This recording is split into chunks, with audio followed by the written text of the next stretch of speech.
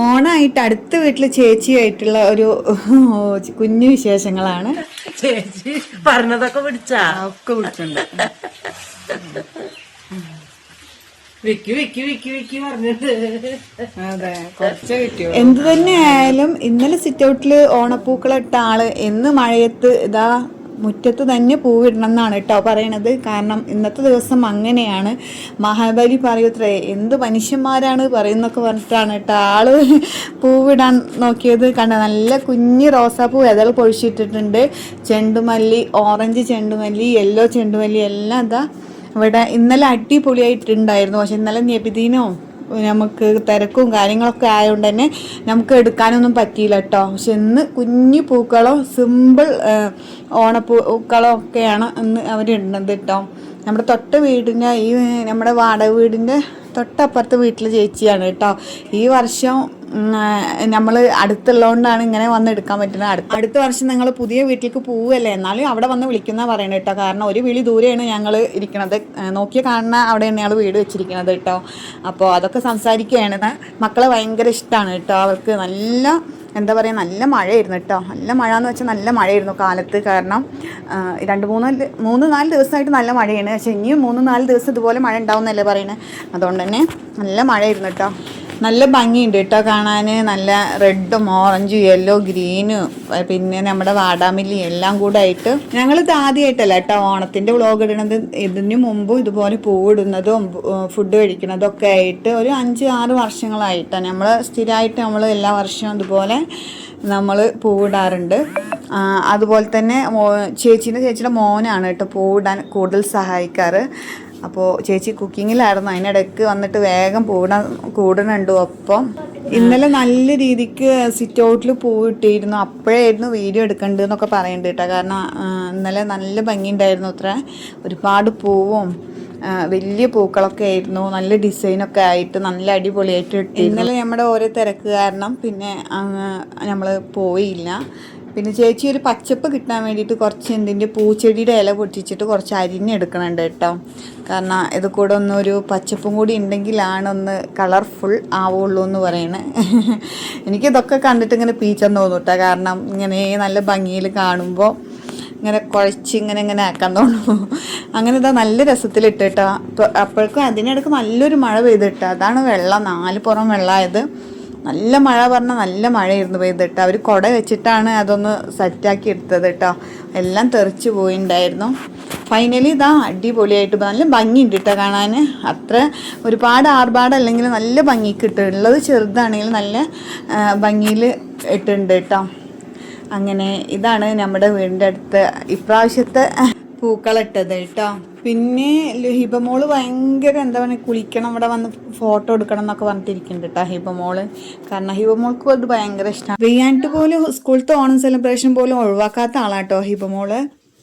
എന്താ ആസ്വദിക്കാൻ പറ്റുന്നതൊക്കെ മാക്സിമം ആസ്വദിക്കുക, അത്രേ ഉള്ളൂ. എല്ലാവരും ഇഷ്ടമായി ലൈക്ക് ചെയ്യാനും സപ്പോർട്ട് ചെയ്യാനൊന്നും മറക്കരുത് കേട്ടോ. അപ്പോൾ പിന്നെ കുറച്ച് നേരം ചേച്ചി മഹാബലിയുടെ കഥയൊക്കെ പറഞ്ഞു തന്നെ ഞങ്ങൾക്ക് കേട്ടോ. ഇങ്ങനെ എന്താണെന്നുള്ളതൊക്കെ കുറേ എന്തൊക്കെയോ ആലോചിച്ച് ഇങ്ങനെ പറയേണ്ട ആ കഥകൾ പറഞ്ഞു തരികയാണ് കേട്ടോ. അല്ല, എനിക്ക് 6 അടി മണ്ണ് വേണം എന്ന് പറയും. 6 അടി മണ്ണ് വേണം എന്ന് പറയുമ്പോൾ 6 അടി മണ്ണ് അളക്കുന്നതാണ്. അളക്കണ സമയത്ത് 6ാമത്തെ അടി തലയുടെ മുകളിലാണ് ആക്കുക. അപ്പോൾ മറ്റേ ഭഗവാനെ എന്താ ചെയ്തു പറഞ്ഞിട്ട് അങ്ങനെ. അപ്പോൾ അവസാനമായിട്ട് വല്ല ആഗ്രഹം ഉണ്ടോ ചോദിക്കുന്നു. അപ്പോൾ ആഗ്രഹമുണ്ട്, എനിക്ക് കൊല്ലത്തിൽ ഒരിക്കൽ എൻ്റെ പ്രതികളെ കാണാനുള്ള ആഗ്രഹമുണ്ട്. അങ്ങനെ പറയാൻ കൊടുക്കുന്നത്. അന്നാണ് അപ്പത്തിൻ്റെ ആൾക്കൊക്കെ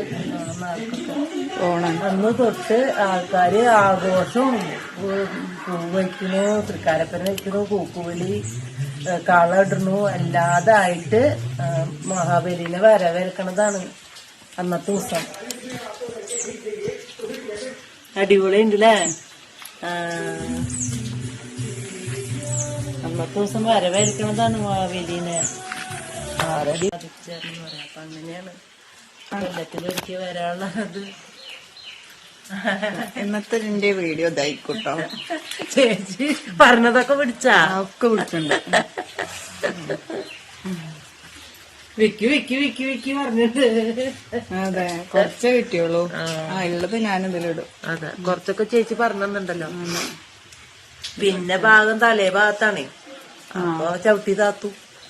അപ്പൊ ആളുകളുടെ അടുത്ത് അവസാനമായിട്ട് ഒരു ആഗ്രഹം ചോദിക്കണ്ടേ. അപ്പൊ പറഞ്ഞു, എനിക്ക് കൊല്ലത്തിലൊരിക്കൽ എന്റെ പ്രജകളെ കാണാൻ, രാജാവല്ലേ, കാണാനുള്ളത് എനിക്ക് തരണം എന്ന് പറയും.